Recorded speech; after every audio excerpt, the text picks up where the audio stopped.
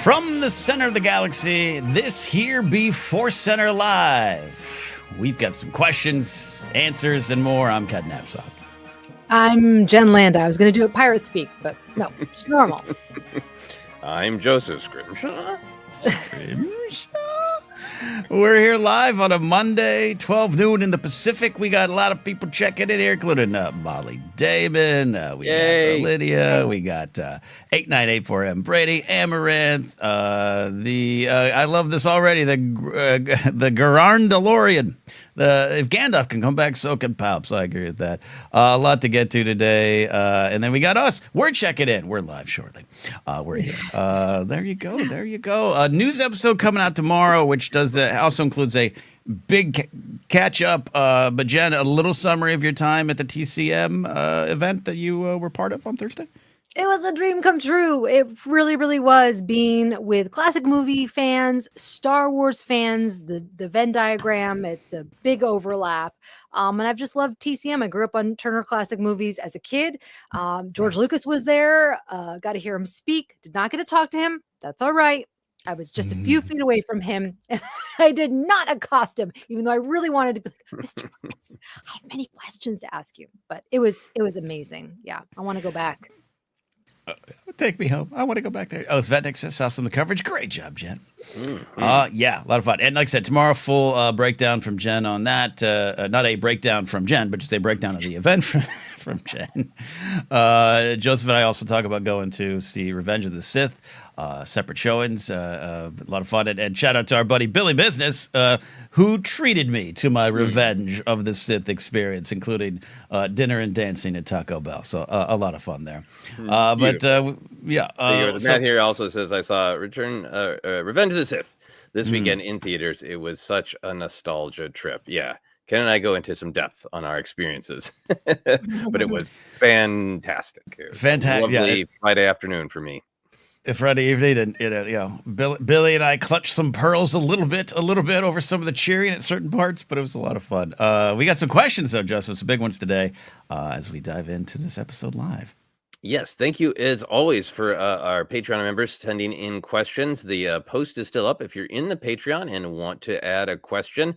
In general, the bigger picture questions seem to work well for this live Q's format. So I try to grab those. Still got a couple more, but if you've got some questions, particularly of the big picture variety, feel free to put them in Patreon and always share your perspective. Is there a reason you're asking this question? We love the personal perspective. Our big picture question comes today from Jacob. Here's what Jacob has to say. I have a question that I'm sure has been asked and answered already, but I believe it would be great for the live stream format, and it continues to be ripe with the upcoming Tales of the Underworld and the return of Asajj Ventress. Since Jacob asked this question, we've also got yet another return of Maul, not from the dead, but to lead his own show. Jacob says, my question is this. What are your thoughts on characters returning from the dead, either literally or metaphorically, and what limits should there be on it? From cloned emperors and Boba Fett crawling out of the Sarlacc to Maul's spider legs and the still open question of Ventress's survival, this concept has been around for as long as the EU itself. My personal opinion is that the impact of the story is what counts, but there is a degree where it might become excessive and lower the stakes, and the method of the survival should still make sense in the story. But what thoughts do you have on the subject? That is a big, rich topic.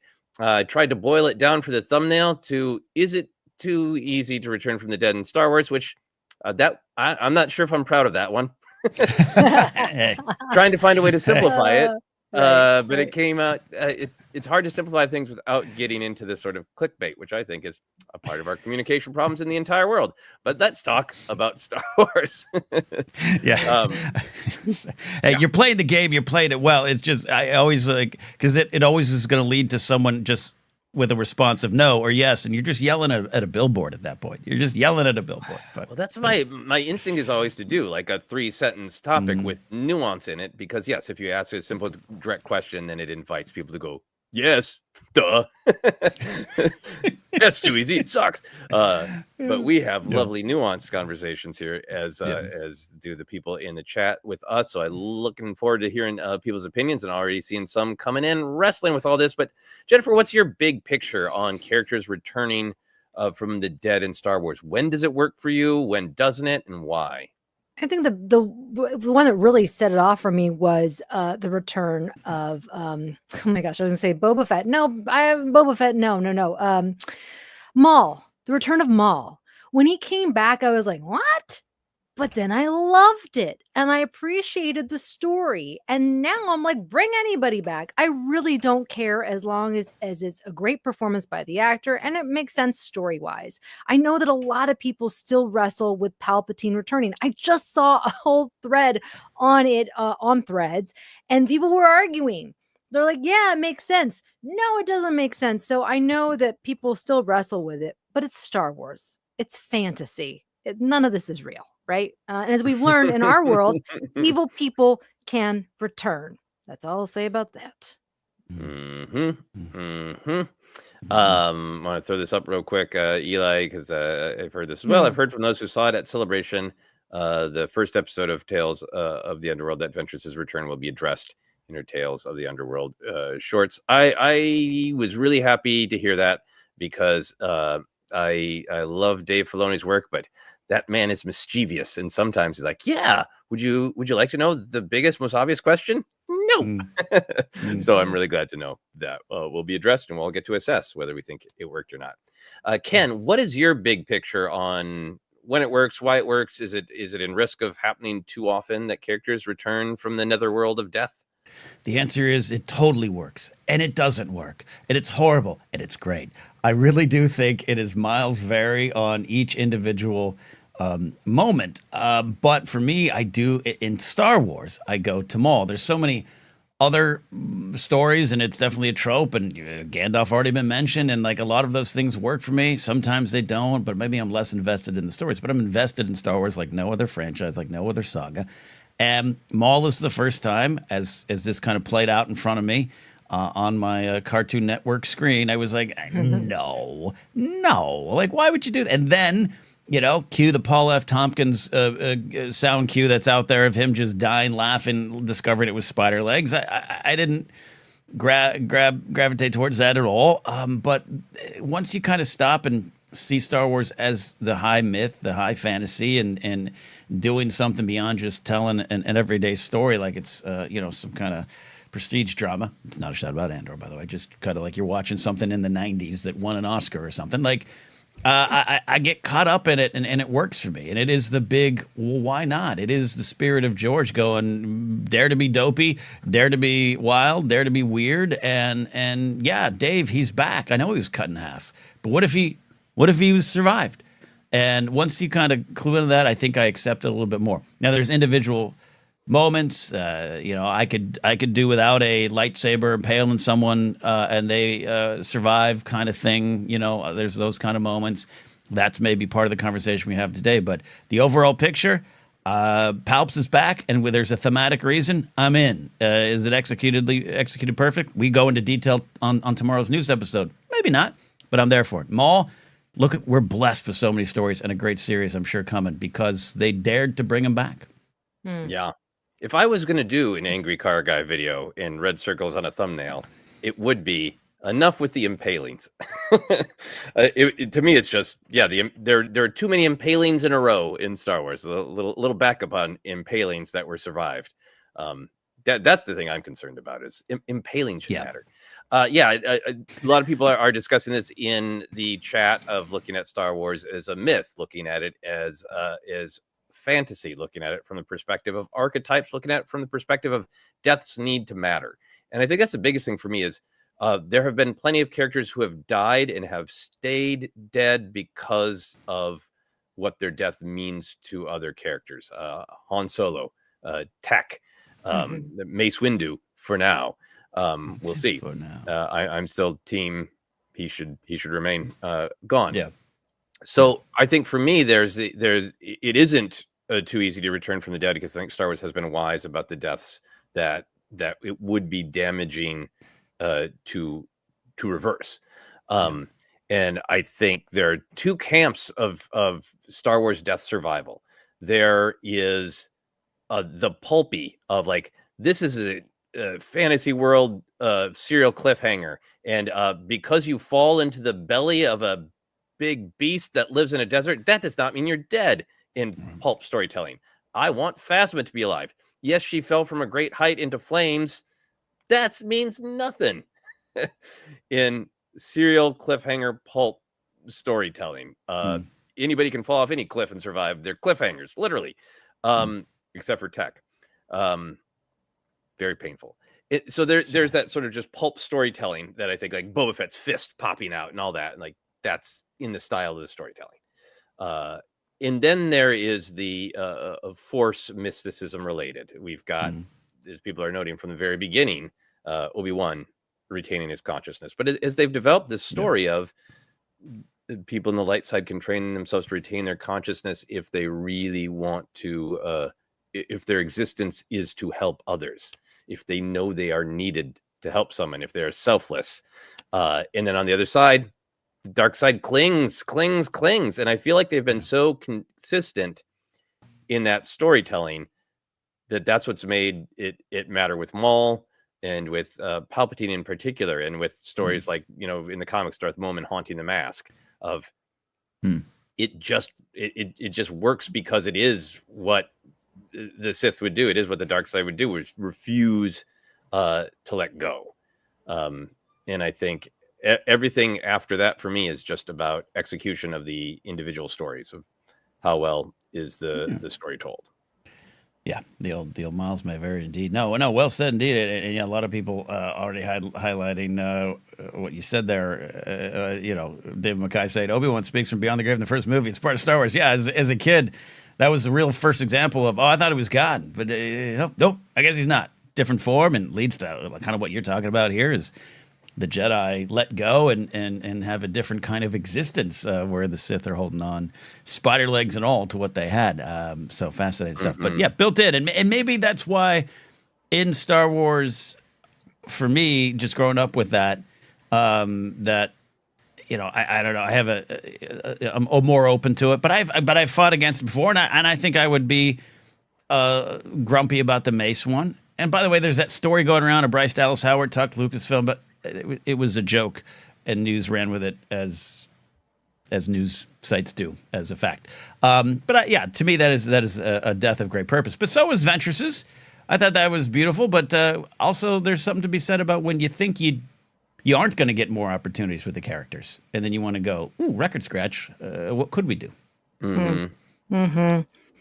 Yeah. I feel like Star Wars is unique in that they bring back characters that they want to tell the stories of, right? So it doesn't matter. Like, we get Hayden Christensen back as Anakin in Kenobi and Ahsoka because it's right for the story, and he's a great actor, giving us some great performances as that character. We had Yoda brought back as a Force ghost in the Last Jedi. It's like no one has ever really gone in Star Wars. We'll just bring them back, whether it's because we want to work with this actor, or because it fits within the story, the canon, whatever it is. And that's what I love about Star Wars, is that anything is possible.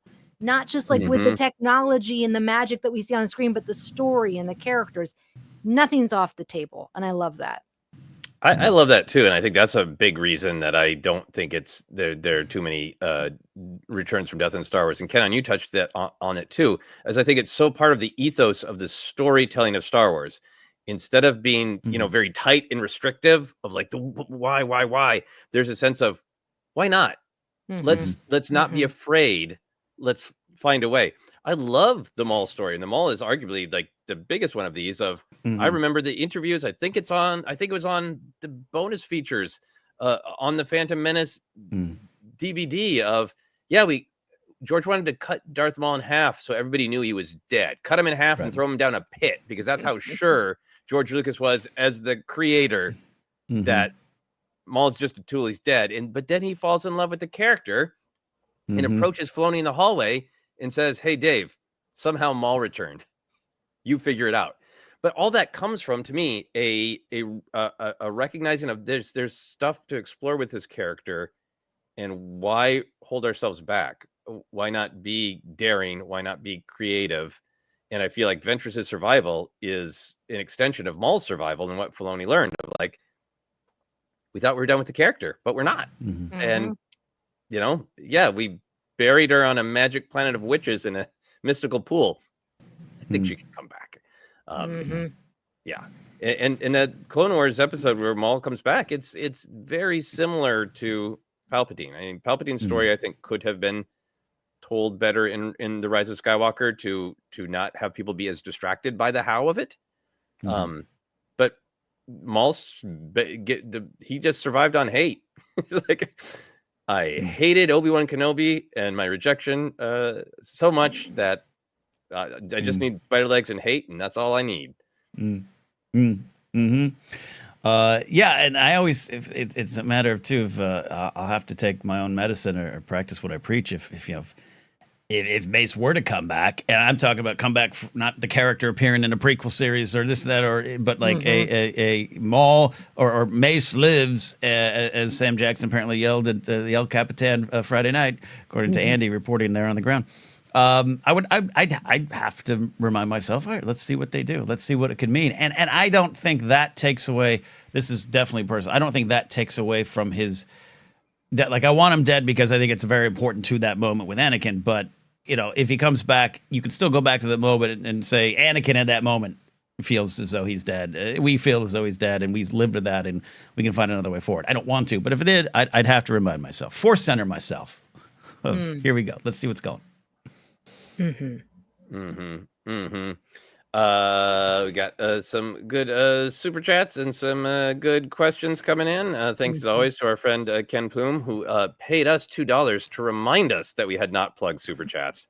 Ken is always looking out for us. Thank you. Kicking off the super chat train. Let's go. Yes, we will try to get to all questions, but we for sure get to super chat questions. So thank you. They do help us keep going. Here's a controversial super chat from 8984M.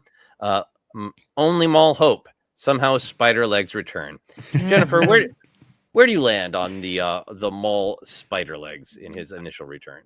I love it. You know me, I love anything weird. I saw at Celebration many years ago in Florida a cosplayer who was dressed up as Maul with cybernetic legs. Just two. It was fantastic. It looked incredibly uncomfortable, but it's just weird. It's Star Wars. It's silly, but it's not. It's like, of course, this character would do anything he can to survive. Yeah, I mean, I get old PFT of Paul F. Tompkins laughing about it because I think he gets some delight from just how wild and weird Star Wars is. But yeah, in the context of the fantasy world, it's just like, I think it works on this. Like, the guy got collected in the trash from the speed power generator and dumped with nothing to work with. And this is, it's very, mythic, right? Of the kind of half human, half beast. What even am I? I mean, the weirder and the grosser part to me is like, and look what happens when I can't trim my horns. The nails grow long. Yeah. From Maul's perspective as a character, sure wasn't easy to cling to life, right? It seems pretty miserable. He was out of his poor mind, needed help from the magic of the Night Sisters to restore his sanity. Anyway, Ken, how are you? I'm with Jen. I'm team spider legs these days. How about you? I am. I did want to highlight this from Telly Quinn real quick. Some characters just have unique relationship with death. To Night Sisters, death is a friend, not an obstacle. Yeah, just to be clear, we haven't. None of us have seen the Tales of the Underworld. We don't know anything about Asajj's. No. We don't know anything about that other than our own guesses. That she's buried on a magic witch planet in a pool. That's from the book. Yeah, according to press lists, ForceCenter has died, so we're not on the screener list anymore. We'll rise again with spider legs. To your spider leg question, it wasn't that again, it's a different time, right? Different era, like just 10 plus years ago. I'm in a different spot with Star Wars. Love it, but I'm not talking about it professionally. I'm not on shows. I'm not writing books, but nothing. It's just a thing I enjoyed and had some T-shirts of. And when I say enjoyed, influenced my life greatly, but so I had a little bit more of like, the coolest badass character around, Darth Maul, he's a spider now. I definitely wrestled with it. Now, especially in the Clone Wars report, one of my favorite things we've ever done here is our Clone Wars report series, because it allowed me to go back on a granular level to look at those episodes. and with his pal, I forget his pal's name.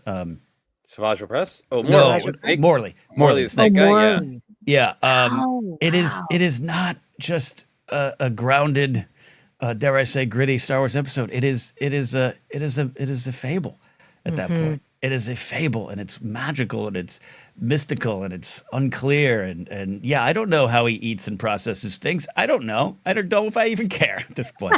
So it's still over the top. It's silly. Maul with the spider legs is in a special category for me, where it's something I didn't love, but it's something I appreciate. But I definitely don't have a problem with it now. Yeah, I mean, I think it's very. You've talked a lot about your Purgle and your Space Whale journey, and I feel like it is of that. It is very symbolic. Yeah. Yeah, as Dave McKay says, it's a descent into hell, or when you have to travel to Van Nuys. It is that kind of thing, and I like it. One of the things I have maybe sometimes more of a problem, which I hate to say because it sounds like I'm going around the question, is the best example for me is the Battlestar Galactica reboot, which I absolutely loved after I finally watched it. And this isn't about the Starbuck thing. I get that. I think that's interesting and weird, and the show had some production things around it where they had to make some decisions. I didn't like where a lot of the characters I had developed an attachment to were Cylons, and that felt a little like I was like, because I don't know if the actors were playing that in it, and I got in my head about that, and I had, dare I say, I had a little bit of felt cheated by some of those characters, even though the show's great and I love it, and I think they worked with what they had in terms of the behind the scenes, and we got to wrap the show up and all those kind of things. But that is an example of something where I wrestle with a little bit more. Like the whole time I was invested in this, and now it's something else, and I go back out of the story and go, I don't know if that works for me. And I don't have a Star Wars example, but that popped into mind of something I struggle with a little bit more. Yeah, I mean, I think that might be. Jay for Nowhere says Other Center Battlestar Galactica confirmed. That'd be great. I haven't rewatched that in a long time. Me too. I think a lot of people bounced off of the Palpatine thing in a different way than the Maul thing, even though the sort of the how of it and the sort of the dark side, it was unnatural magic and clinging to hate. It's similar, and we get the full answer outside of the film of he had these clones, he threw his spirit to him, all of that. But I think people kind of bounced off of it, partially because of all of the real world discussion behind the construction of the sequel trilogy, but also just because I think some people needed an explanation, and the film gave us a general one of it's dark magic, it's cloning, to me that was enough. It's like I'm the kind of fan where like, well, a book will tell me the rest. But I think a lot of people might have enjoyed Rise of Skywalker more and got past it if there was a little bit more of a how. How do you feel about that? Oh, sorry, you cut it. Yeah. Oh, yeah, that might have helped. I don't know. I wrestle with it. And it's one of those things where maybe give me a couple more years, give me a couple more viewings, and I might change my mind. That could have helped. That's all I'll say about that. Could it have played out? I don't think on the surface that I quote need this, but as someone who saw Two Towers before Fellowship of the Rings and had not read Tolkien, I sat in the theater for 2 Towers, and man, was I appreciative of Gandalf telling the story of how he fell, fought the Balrog, and survived, and got back to where he kind of was. Could Palpatine have done that? Could we have had a flashback of going down the Death Star, exploding, and then poof, my conscience is over there? I don't know. I don't think it would have worked. I don't think it would have been a great artistic choice, but it was great at 2 Towers. So, Jen, could that have worked for you? It might have worked for me. I like it. Some sort of like exposition or flashback with like the wave, like the Scooby-Doo flashback. I fell. I was falling. Yeah. I can appreciate You're that. probably wondering how I got here. Yeah. Yeah, I mean, there's a decision in the entire sequel trilogy, but Rise of Skywalker as well, to just be like, put the foot on the gas and trust the audience to get the gist of it. A minimal storytelling. I like the Rise of Skywalker a lot, and I love Palpatine's role, and I love his haunted house scene and everything he means and says and does. And for me, I was just like, I would like to let people in a little bit more. And I think there's elegant ways to do it, to get that out there. For me, that wouldn't need to be Right. no. I think that this is a great point, Jay from Nowhere, because he says, I didn't need an explanation per se, but I would have preferred a buildup. I think that's what it was I felt like I was getting led in one direction with The Last Jedi, and it's like, but I wouldn't want too much of tipping the hand, right? Like, I don't want too much where I'm like already one step ahead, like you're saying, Joseph. Like they're trusting that we're a smart audience and we're gonna catch up. Yeah, I mean, it's dark magic and science, and the combination of the two, and when you find out more information and books and everything, it's the clone body from creepy science, and then a dark side power to project your soul, and of course he would have planned for it, and I think it is all in there. And then I'm fascinated by the somehow Palpatine returned line.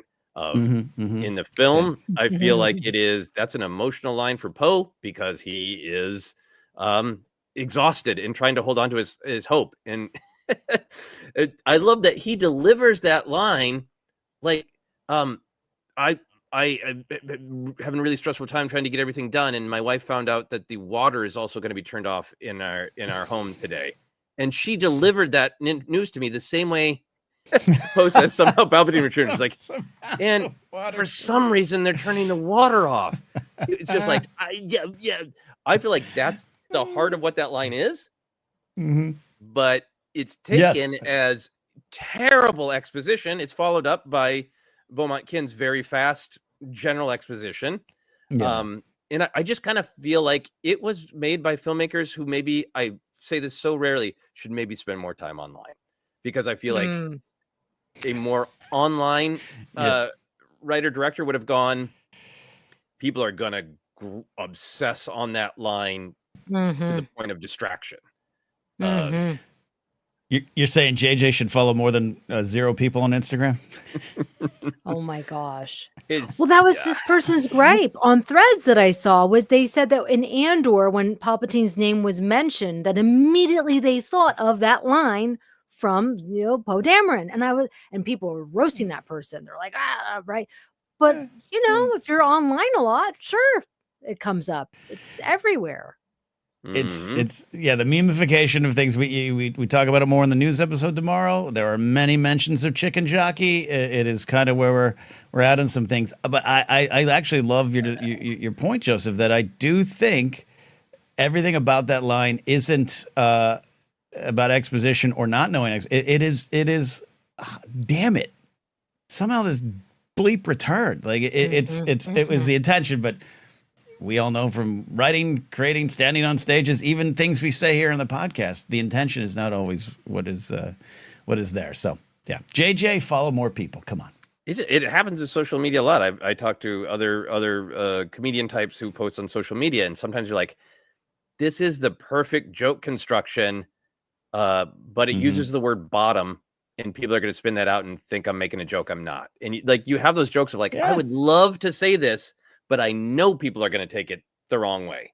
And then you have that choice of like, do I just say what I mean and endure the frustrated responses, or do I try to get ahead of it? And that somehow Palpatine return line to me feels like they just went for it.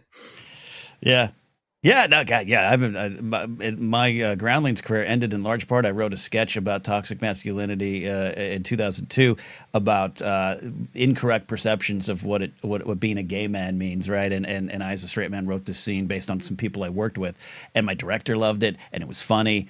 It played in front of the audience as if I was absolutely making fun of gay men, and that was part of the reason I got voted out, I think. And it's just, I look back and I'm like, oh, why didn't? Yeah, I didn't see it, and no one else did, and that just happens sometimes. So I think that Poe Dameron line deserves a doc. I think I want a mini doc about that. It does. I'm tortured by it because I do think it's funny, and I think it's funny as a meme, but I also don't like how much it's. Every time somebody posts it, is like, is this a Brian Ward meme with with a kind heart behind it, or is this see Mm. Star Wars sucks? J.J. Abrams is like when I see that meme, I don't know the heart behind it sometimes. Yeah. Jennifer, you look like you're absolutely. thinking a thought. I was remembering in the movie theater when I saw it, and I think I actually laughed, which I don't know what that is. Why? Was it because it had already been memed at that point? No. But Why did I laugh? No, it hadn't been memed because it hadn't been spoiled, had it? No, I well, think no, because it was ahead, the Ken. buildup. Yeah. No, It was I the think it's buildup. everything that Joseph said. It's the buildup. It's the Fortnite announcement. It's even the crawl, and it is the it's just happening. I like the choice to just start the movie with "He's back, baby," like here. But That's I right. think It by the was- time it you get to is, that, it's yeah. like, oh, that's all you're giving us. I'm not saying that's what you felt, Jen, but I understand the reaction you might have had. It I was think- like this pesky thing again. Like maybe that's what it was. I don't know what it was. It just was funny. Yeah, I mean, I think anyway, I remember the thrill in Chicago when it was revealed, and the Brian Ward short that Ken is wearing. Roll it again. Ian McDermott coming out and saying, "Roll it again." That's I talked to so many people that weekend. It's like That's right. people would be like, "I'm so excited that Ian McDermott is back. I'm so excited the Emperor is back, but I'm really worried about how they're going to do it." And I think people thought for a long time about how they're going to do it.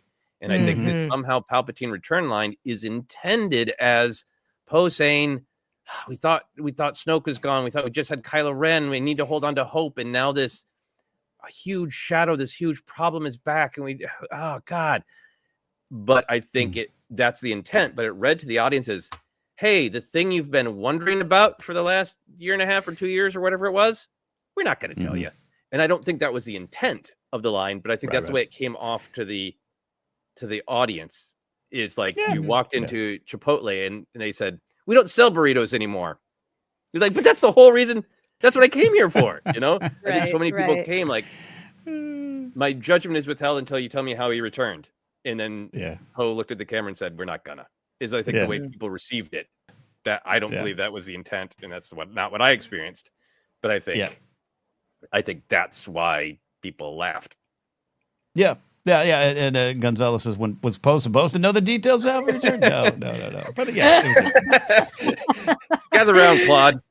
Rico. My friend, let me tell you. You know how evil Sith Lords throw their soul? Yeah. But yeah, it definitely is part of the conversation, right? And we discussed, Eli mentions McDermott talked about it in Variety Card. We cover that in depth tomorrow. We go into that article tomorrow on the news episode, so look forward to that. A few thoughts from the chat here. I do get that lack of foreshadowing complaint. That said, nothing in OT suggested in A New Hope that we were building to a final showdown on a second Death Star. And as somebody who lived through that, maybe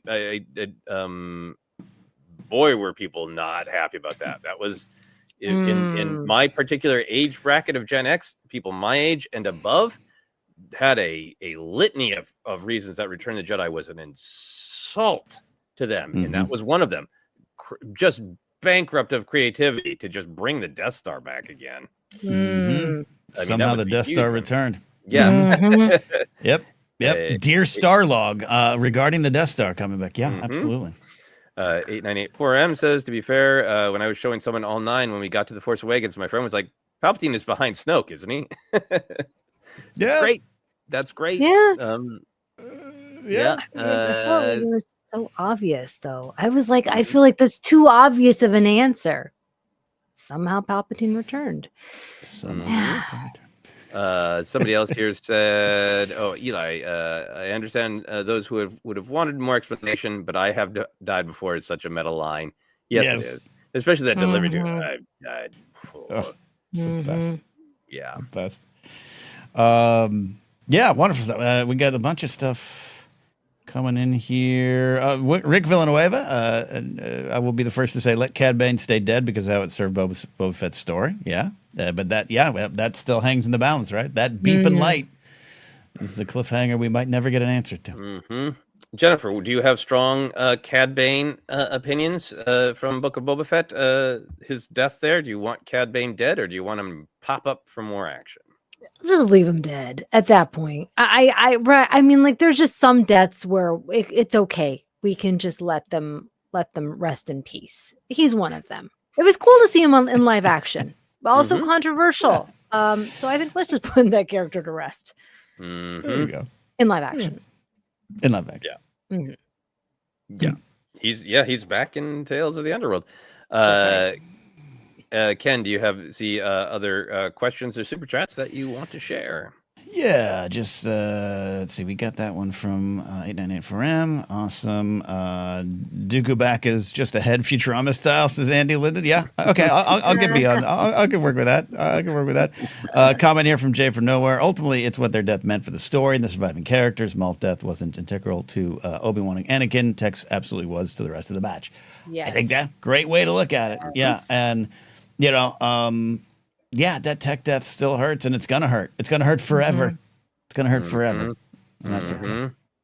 Yeah, maybe in one of these future Andor episodes, Saw Gerrera will apologize for his part in Tech's death. That's the canon I want. That is the end of. We have not seen the screeners, but that is the end of Andor season 2. It's just Saw Gerrera going, "I apologize for Onderon, for Tech, for the Imperial Party I blew up." There's a lot of Cad Rick Villanueva says, "Believe me, Cad Bane is one of my mains," but he did. I understand people who love Cad Bane and wanting to see him more, but I also kind of feel like by putting him in Book of Boba Fett, we've established a very long life for Cad Bane, and there's many opportunities to spend time with the character, even in live action. And to the point that people are making about deaths having meaning, I think that's Cad Bane's death is resonating for me of really having a meaning of he so is affronted by Boba Fett's belief that one can change and that the bounty hunter dog eat dog world perspective is not true, and it's symbolically Boba Fett surprising him and killing him with the symbol of evolution of the Tusken staff. All that is wrapped up in, like, it feels to me like it's a message of evolve or die, and Cad Bane is the die part and Boba Fett is the evolve, and so that's why I feel like Cad Bane's death feels meaningful to me. Yeah, no, absolutely. A great purpose there. Great super chat coming in here from Obi-Wan Jacoby. We can get to that, though. Are there any dead characters who should return? At the risk of spoiling a show, drop Brasso. Brasso's he is on Endor. You cannot convince me that he is not around a tree fighting the good fight. I really love that guy. Wouldn't that be awful if he was just like, I'll fake it. I don't want to go with Cassian. I'm okay. No, really, I'm not dead. Yeah. Phasma. I do not. Yes, she survived the Starkiller base explosion and is explained in a comic book. And then she is, injured and falling through flames on an exploding ship. Nothing. I would love to see Faso back. Yeah, Phasma being Brasso and said Faso. Phasma. I would love to see Phasma back. Phasma, the main villain of Starfighter, fighting Ryan Gosling, but she's like, she's half. She's got a metallic arm, maybe one metallic eye. Yeah, that's what I want. Big cape, same cape, but it's tattered, it's burnt. And I want her without her helmet. Let Gwendolyn Christie act without her helmet, please, for the love of God. You know me. So good. I got the helmet. So good. Take off the helmet. Spoilers. Well, I think because I spoiled the death last week. I just watched Andor yesterday, so. But I had a feeling. Well, I think everyone's going to be gone, you guys. It's not a happy, joy season. No, absolutely not. I want the final scene to be B2 Emo having a funeral on Ferrix. Not for him. I think B2 Emo I want everyone to be the sole survivor and have Oh gosh. Yeah. In terms of other characters surviving, and I'm trying to think in a major way. No, pretty satisfied with all the deaths. There's little characters along the way. I mean, if Alex and Molly are watching, I'm convinced Biggs ejected. Biggs Darklighter will return in future films. That's what I'm thinking. But yeah, I don't know. I'm pretty solid with all the deaths. Yeah. Yeah, I mean, I think that if there is future Bad Batch storytelling, I am still open to the idea of Tech being cloned, because that to me is not him coming back. We talked about it in the lead up to season 3. I thought that, with them having the goggles and taunting the rest of the batch with Tech's goggles, that they could have enough DNA. That Tech is such a character who grew and evolved and was shaped by his experiences, that it'd be fascinating to see what would a clone be who has his perspectives and his abilities. Well, not his perspectives, his abilities, but not his perspectives. But I don't need that. I just think that'd be fascinating. Yeah, absolutely. Sorry. No, read that one. Marva returns, but made entirely of brick. This is one instance where I'm like, shoot, I wish she could come back as a Force ghost. It won't work, but we need her. I need her. Jay Fernowar said, "We never saw no bodies of many of them pod racers. Rats Tyrell, it's alive, man." Oh, here's one. Somehow Jackie returned. It's really just 3 holes in the torso. Yeah. We've survived those saber wounds before, right? Jackie just got get a little angry. Edie Karn. Yes, Edie Karn. She is a Sith Lord. Yes. Wonderfully acted. Another one that comes up a lot is Moff Gideon. Exploding into the flames at the end of season 3 of The Mandalorian. Like the movie would be. I'm there with you, Jed. The movie would be a pretty cool spot for it, but I think at the end of the day, for me, it's about Giancarlo Esposito in Star Wars is pretty cool. Maybe give him a chance to chew up the scenery again, much like I would say with Sam Jackson. But you can go backward with that instead of forward. But for me, Moff Gideon is dead. Matthew, I gotta share this one. For somehow the Acolyte returned. That's right. The Manny Jacinto panel or discussion. It's just like. It's wonderful that we're celebrating him, but so sad that the show is not coming back. Although, who knows? They could bring the stranger in some other way, right? They'd be fools not to, in my opinion. Yeah. I think that, I really think that they should greenlight a special 2-hour movie or, 2-hour movies or whatever. And just like, okay, look, things are shifting. Our priorities are shifting on television shows, but let's wrap this up for the fans. I think that's just such a, when like I want another season of Skeleton Crew, but if there never is another, that was a complete story, fully resolved. Acolyte to me is just dangling threads everywhere. And I think that's relationship building from the company to the audience to say, if we start a story, we finish it. Look, even Gilligan's Island got rescued from Gilligan's Island in 1978. They went back again, but anyway. Yeah, they did go back again. Opened up a resort. And David Ruprecht is a Thurston Howell son. But I think that would, it's. I don't know. It's a different. Story for another time, indeed. A lot of people are bringing up that Moff Gideon was big on the clone train, and we went into some detail there for the show Din torching all of his clones. But I suppose it would make sense for his character that he would have more lurking somewhere. So I mean, I guess I'd be okay with it if a clone came back. I love the character of Moff Gideon. I really do. This might be super controversial. I feel like I would love to dive deeper into that character. If they were to bring a Moff Gideon clone back, I would like to get down into his soul a little bit more, because I think he was a great antagonist. Yes. But I don't feel like we kind of got into that deeper level that we have with some of our villains. Because he's such a phenomenal actor, you can just kind of give him factual monologues and let him chew the scenery a bit, and he was fantastic. And the story to me is clear of this person who is obsessed with power in this really creepy way of like, not only am I going to be somebody who dominates the Mandalorian culture, I'm going to also steal it. I'm going to appropriate Mandalorian culture is a fascinating thing, but I feel like we could have gotten deeper into that. Like, I almost feel like we need, if he comes back, I want an enemy mine situation with him and Din trapped. And some soul to soul, and give Esposito even more to do But if he's just back to be an antagonist and be a problem again in armor, then leave him dead. Yeah, that's a good pitch. You got me almost going Midwestern there. Oh yeah, that'd be great there. Oh, that'd be wonderful. Yeah, and I agree with you. Not to spin this off, but this is what we do here at Star Wars Questions. Things get spun off. But yeah, I love Moff Gideon. I love his long speeches, and this is a E-Web blaster. I love all that. But I still, not answers, but I'd like more time, more sit-down conversations with him. That's what I want.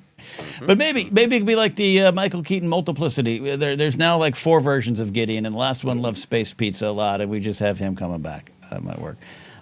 This is a carry-on running joke from my other show, The Blathering, with 8984M. But some folks here don't know what Gilligan's Island is. I refuse to accept that, Brady. Now, yesterday or this weekend, I learned that Brady had no idea who Paula Abdul or MC Scat Cat was. I'm still wrapping my brain around that. What? You know, Straight up. Wow. No, tell me. Yep. How did Palpatine return? Oh my gosh. Yeah, it's fascinating. Gilligan's Island was a show that people of our generation love because we had no choice. Yes. Because like many MASH. of us had 2 to 3 channels, and it was simply on when we came home from school, and largely our parents were at work. We're not interested in speaking to us. But Gilligan and the Skipper were. Yeah, I mean, it really is one of those, like, it was on. I don't think any 8-year-old in Gen X would have been like, you know what I feel like today? Gilligan's Island. It was just on. I watched it sometimes during the summer 4 times a day, and just absolutely love that show because, like you said, it just was present. It was part of, and the fact that it was 20 years old by that point, because I'm watching the mid 80s, like, didn't matter to me. It was yeah. And I do stand up with Samantha Hale, whose grandfather was Alan Hale Jr., the Skipper. Wow. Wow. Oh my gosh. Amazing. You know what? Dobie Gillis. Go check out Dobie Gillis. Dobie Dobie Gillis. If teachers put on these shows, like my 9-year-old loves the Brady Bunch because her 3rd grade teacher would show it like every Friday. And so now we watch the Brady Bunch. Like, it's so much fun. We saw when Greg moved up into the attic. That was great.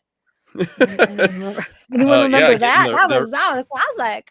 Taking up the Rolling Stones on the braces. Yeah. Oh God, yeah. The terrifying Hawaiian curse double episode. Yeah. I loved it. I lived there for about 6 years. I lived around the corner from the Brady Bunch house and walked by it every day. It was great. It was wonderful. Whoa, Americana. A couple great return ideas here. Where did I start those things? We got some super chats to get to as well, folks. Don't worry about that. Gaz brings up Morgan Elsbeth. She was given some dark side right before her final duel. I keep wondering if she would hold similar power to Mother Talzin and be semi-immortal, which, of course, Daryl Cooper, this is when Mother Talzin returned. These are 2 great choices. Jen, where do you go with these witches? Daryl, you took the words out of my mouth. I want Mother Talzin to appear in live action. I was kind of hoping that maybe she might appear in Ahsoka in some way. Just give me Mother Talzin. Oh, with like her moving, headdress. It just would be so cool. Yeah, those tendrils wobbling. The tendrils. Yes, exactly. And the magic that she would bring. Yeah. Yeah, man. It'd be fantastic. I really like the character of Morgan Elsbeth. I would need to be refreshed on that final episode of Ahsoka, but my memory is that she really made a sacrifice. Maybe it was like a sacrifice of her, like she was giving up some amount of her normal human life to become fully Night Sister. But I also kind of felt that like her and all the Night Troopers were like, we might not live. I mean, she was cocky that she was going to take Ahsoka out and beat her. I don't like Morgan Elsbeth wasn't marching to her demise, but I also feel like there was a sense of sacrifice to it, of like, I agree. I am willing to die so that the Night Sisters and the mothers may live on. Eli says, I agree with you there, Joseph. And Eli says, I do think Elizabeth is dead, but easily accept a return. Yeah, she's a popular character in that way too, where you could explore it. And again, it wouldn't even necessarily need to be a return. It could be a spirit, some kind of thing happens. The witches, the mother witches get together. Let's get Asajj in live action, and let's have her commune with all of her dead sisters, and let's have a witch party. Live action witch party. Man, God, it'd be amazing. Here for the witch parties. Can I just acknowledge this is funny? James, we can get back to Star Wars, but for a moment, I was amped up for the Dobie Gillis Center. We should do like a Nick at Night Center. I feel like we have these like. Yes. We're Dick always Van up Dyke. for.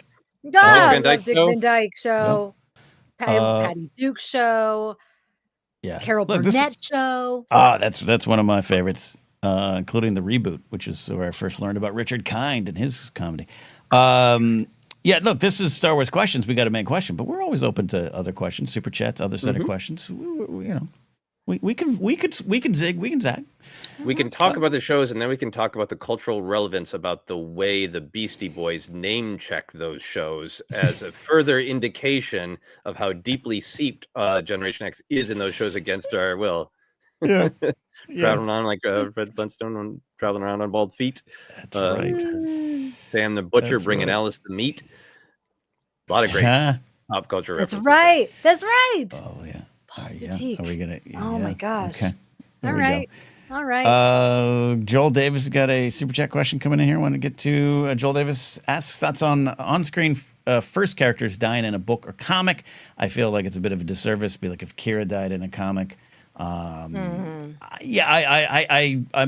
with Joel on that sentiment. It's not that I'm opposed to it. There's smaller characters that have passed it's 10 years now, so I hope it's not a spoiler, but like was it Tag, General Tag, the Imperial officer from the Death Star, like dies in the Vader comic run, and it works. It's a story point, but I'm not saying I was cheated because I was wanted to see Tag die in live action or something, but I just remember thinking, oh, he's gone. He's off the board. Same with Dodonna. Like, oh, they're off the board. And it's not, because comics are great and I collect them, and it's an art form I appreciate. It's not a less that. It's just sometimes there's I have to be honest about a weird feeling in my stomach. And those are like smaller characters. So if it was main character, I could see a problem with that.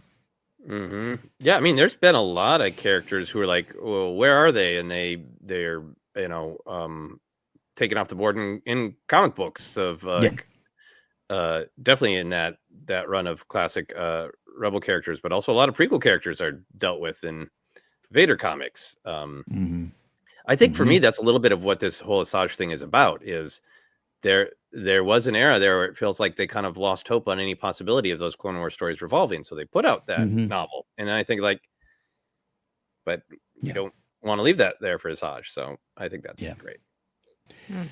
And some Eli saying Panaka died in Inferno Squad. For me, it's Leia, Princess of Alderaan book. That was affected to me. So it's not like I always feel cheated. It's one of those, again, varies in case by case. But some of the bigger ones, you're talking about the Vader run with the prequel characters and everything. I think it works, and those characters are like, hey, what do we do with them here? But sometimes I don't know. What are we gonna do? A Disney Plus series? These are the characters who died. Like, what are we gonna do? Like, what are we gonna do? Yeah. Oh my goodness. Yeah. Yeah. Tales of the Dead. Yeah. Gonzalo's point. Still waiting for the somehow Kanan return. It's interesting how animation has really stuck by its guns. Like with tech, I really thought, I'm like, oh, they're going to bring tech back. But the fact that they didn't is so bold and so smart to the story. And same thing with Kanan. Yeah, I feel like I want Kanan to be gone, and I'd be happy with a flashback, a memory, or seeing an ambiguous version of him in Mortis, or but I think Rise Skywalker voice. Yeah, absolutely. And that's one of those two. Sorry, I didn't say that. No, just with the Kanan one, I just remember that. I always tell the story of just the next day at the Collider office, because Rebels was a very popular show for so many people, and we as a brand were almost into it in a weird water cooler kind of way. And the next day was depressing. It was sad. It was sad. Which means it's a very effective death. This, I think, will be a growing conversation as the Maul Shadow Lord show comes around. I wonder if the creatives ever regretted killing off Maul in Rebels in the years since. I think probably the biggest decision maker, most likely Filoni, and I don't think so, because I think he embraces that there's lots of empty space on that character's timeline, and I know that there was the treatments from Lucas of Maul living much longer. Yeah. But it also just kind of feels like the end of an era. It feels like the right time of that is one of my favorite Star Wars stories and greatest duels, and just such a beautiful, perfect moment. And I like that thread is resolved for Obi-Wan and for Maul, and there's still so much room on the board to tell Maul stories. So yeah, they got to take it home in a perfect way, right? So it's effective, and yeah, I agree. You never know what's coming down the pipeline and the opportunity. As someone, we're just Obi-Wan Jacoby. I do think killing off Rook and Rebels was a mistake. Now that they have a chance to expand on Heir of the Empire, right? Like, that might be a candidate to come back. Dave finds a way, tells himself he's coming back because I don't think he felt he would have that opportunity to dive into this stuff. Rook fell down a shaft, right? He got thrown down a shaft. He didn't just trip. I'm trying to remember. Yeah. I don't remember, but makes sense. Yeah, big fight with Zeb, I believe. Yeah, right. But he's got some room to return. Yeah. No, there's enough. Absolutely agree with that. Ken Plume says, wait till they find out reveal Gosling is Jason Syndulla. There it is, confirmed. Confirmed. Can you imagine how the public would react? It was like, Star Wars is returning, Ryan Gosling, and we're painting him. His painting his pretty face, pretty hair green. His hair would be green. Yeah. Yep. No, they did it with Zoe Saldana, right? They can do it with Ryan Gosling. That's true. There you go. Super chat from Igor the Mad from a while back, but I like this. Part of the issue is that Star Wars has a conception of death that is close to Buddhism. Most people think of death in a Judeo-Christian context there. So, the deep philosophies of death, which George would be very interested to talk about, and probably played with some of that stuff too. Rook got exploded. Rook got exploded. Thank you for the reminder. Okay. It's been a while. Jeannie from Tahini says Kanan and Tech reached ultimate selflessness. They were both certain and ready for that sacrifice. I knew they were done. Their story had been completed. It is such a great point to keep coming back to, is what feels right for the arc of the characters. Absolutely. Some questions left here. We're here for about 10, 15 more minutes, folks. If you got questions, super chats, all those things, go ahead and get them in there. We've got Svetnik. I think there are certain Uncle Ben characters that should never come back because the death is too important to another character's story. I think Mace is one of those. Too crucial to Anakin's fall. Going back to the Mace and Anakin conversation. Definitely agree with that. It still would be a difficult sell for me, but hey, I would have thought Maul coming back with spider legs was the most difficult of sells to me. So you never know. You never know. Yeah. Yep. Jennifer, Ken and I have gone on about our Mace Windu opinions. What are your Mace Windu opinions? I was just thinking about that. I was like, there is something like if a character is killed in live action and then you bring them back in live action, I feel like there's more questions, and it might be, although look at Palpatine, but Palpatine makes sense. Could Mace make sense? I don't know. I really don't know. I love Samuel Jackson. I love what he did with the character. Would it be fun? Sure. Would I go see it? Yeah. I don't know. I'm conflicted. I don't think I don't think it's right, but why not? Like, I mean, it definitely seems like Sam Jackson is going to keep screaming about it till it happens, which totally understand, because this is a huge Star Wars fan who probably at the time thought, well, that's a wrap on that, because he comes back and voices him in the Clone Wars movie. Like, I know in the series he's voiced by another person, but he's like, I'm not done even then. Yeah.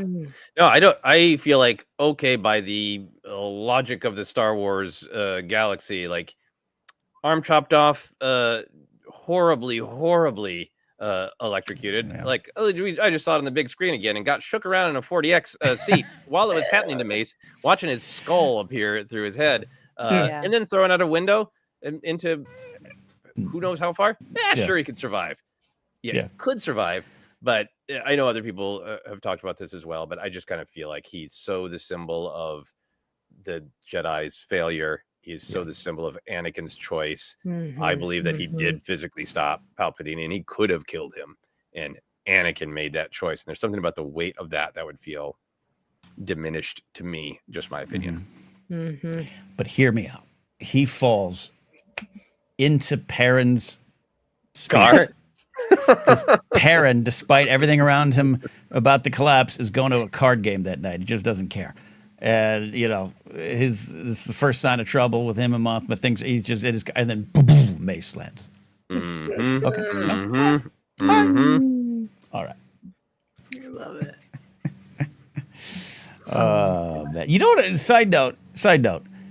Watching Revenge of the Sith and the Order 66 sequence, always heartbreaking, always sad. Man, I had, dare I say, fun. A lot of fun just going, over there's Cal Rembek and Grogu. Over there's Cal Kestis. Over there is, over the way over there's the Bad Batch and Caleb Doom and all that stuff. I had a super cut in my head that was a lot of fun. Speaking of deaths. Yeah, the audience I saw it with did not seem tired of Order 66. The majority of the theater said execute Order 66 along with Steve. Oh my gosh. A lot going on there. What else we got here? This is interesting physics, Buddy Joe. I've heard an interesting concept from Mace returning where he is so badly injured in his fall that he has amnesia and has to relearn and rediscover his own story as everything he knows disappears. That's fascinating. I like it. Okay. I like it. Okay. I like it a lot. Yeah. Great Molly Shannon character you're doing too. And yeah. Is the whole series just him on like a space med bed and a 2-1B droids around him, and he's Yeah, I mean, I think that's my pitch. Is I think you have a shot of Samuel L. Jackson falling, and he's thinking back on his life. All right. It's a long fall on Coruscant to get all the way down there, and he thinks through his past life with a younger actor on the way. Yeah. Love it. Green Day song plays. Hope you had the time of your life. Yeah, it's good. I'm there for that. We are winding down here. Some other things. We started this one here. Blank Monday, my friends. This is a Phantom Attack. I love that. What do we get this? Igor put a nice comment here. We had, Star Wars operates in literary archetypes, and the tension is when the story needs an archetype that has been taken off the board. You can either bring them back or make a character who is too similar. Part of the issue is also thematic. Star Wars tells us to let go of attachments, but the creators and fans love specific characters. That's a great point to bring that all home, Igor. Yeah. We ourselves have to listen to the words of Yoda when he speaks to Anakin about his dreams and attachments. So. I agree with that, and that's one of the things that's always fascinating me about the sequel trilogy, particularly with Luke, Han, and Leia, and people who were so excited to have them come back and then be upset that they were still having problems in life. And that was like, yes, we so want to return to the fantasy of Star Wars that we are forcing ourselves to deal with the realism inherent in our fantasy that older people have problems too. Yeah. And they can't run around as fast. It's okay. Aging is good. We're still alive.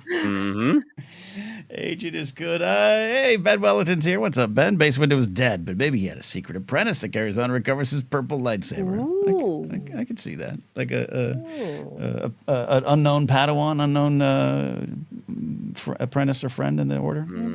That could work. I like Matthew's pitch. The last scene, he just sits up in his bed and says, "Mother." Cut to black. Roll credits. Man, I was thinking about the 1999 of it all a little while ago. Of like, now people just know, Samuel L. Jackson, Mace Windu is one of his most famous roles, But at the time, it was like that the man we love for swearing well is going to be in Star Wars. Was like endless jokes. Yeah. It's why I have less Gosling apprehension or trepidation. It's different. He's at maybe a higher level. But Sam Jackson in 97, 98, 99. I mean, come on, man. That was a big name coming to Star Wars. He was a Royale with cheese coming to Star Wars. Yeah, right. Indeed. Dangling participle of a comment from Ken Plume. To be fair, some segments of the audience aren't doing too great on media literacy or understated narrative intent recently. Just talk about things. This is the Brasso of it all. That there is a a lot of stuff going around, including that Wired article that Brasso yelling at his friend. People are taking on the surface level that his friend turned to bed, despite a rather long, lingering look between the two of them of, I got you. Thank you. Got you. I think sometimes creators trust the audience, and sometimes they trust the audience's friends to help other people in the audience. It's one of the most beautiful moments in the arc. It's beautiful. That also knows I might be cooked, but I'm going to make sure that you and your community aren't by making the Empire think that you are the one who turned me in, so they won't look at you for harboring me. No judgment. I also saw someone saying they didn't realize that was Cinta at the end, which maybe you didn't do the recap. You know, who knows your levels with the show, but the recap. But it like almost freeze frames on both of them, like the eye contact they make. All right, but that is also kind of like there's a music cue. There's like everything about it, but that's kind of also what is a factor when you're putting this stuff together in this modern age. There should be a Scott Pilgrim cut where like Cinta, hits the screen. Oh yeah, yeah. And a metric song plays, and we all have a good time. If you're watching, even me, I was watching late at night. I was falling asleep, not because of the show, but just because I'm so tired. And like they gave us so many lingering looks. It's like, how much more obvious do you want to make it? But yeah, no judgment, but also a little bit of judgment. Well, yeah, like my husband hasn't seen the full season, so I had to explain a lot to him. And there was no recap at the very beginning in the first episode. He's like, "There's no recap." I'm like, they put out a 15-minute recap on Disney Plus. Oh, really? Prior to you can click on. Yes. Oh, I should show him that. Okay. This is so interesting. You said this. I watched a random pop culture review show just popped up on my YouTube algorithm. They were reviewing Andor, so I was like, I want to see what's going on with there. And the hosts were, and I'm not being disrespectful, they weren't being like jerks about it, but they were like really upset that there wasn't an Andor recap to the point where they were blaming Dave Filoni for refusing, or Tony Gilroy and Dave Filoni for Ahsoka, and refusing to do one for like Rebels and this. And I was like, but there was one, which wasn't necessarily broadcast, but they wanted like a 40-minute episode recapping everything. And one of the hosts actually said, I can't be held responsible for remembering all these characters. I was like, okay, maybe. I mean, if you're a host, it's kind of your job. No shade. I know it's a lot, but I think it's a legitimate thing in modern storytelling where we're all watching like 10 episode super convoluted seasons, and then 3 years later, like not everybody can be a super fan of everything. So I have empathy for that. But I think Disney went hard. They promoted the hell out of that 15-minute Andor season 1 catch up. They tried to make it easier to get back into it. I'm gonna show them that. I didn't want to show them that. That'll help. Yeah. There you go. I think that's my decks are cleared. You all out there, some more things you pulled? We can start wrapping up. No, I think I'd love to stay here all day talking about dead characters coming back. And also Nick at Night. Yes, Toby Gillis, and just the Bob Denver canon of catalog of Bob Denver shows. So that's it. We're out of here. Thanks for everyone hanging out today live with us or listening or watching later. We, of course, are ForceCenter. Be found on social media at ForceCenter Pod, especially Blue Sky, Instagram, Facebook. All the stuff are out there as well. Subscribe here on YouTube. Leave a thumbs up. Leave a comment. All those wonderful things. We're close to 10,000 subs.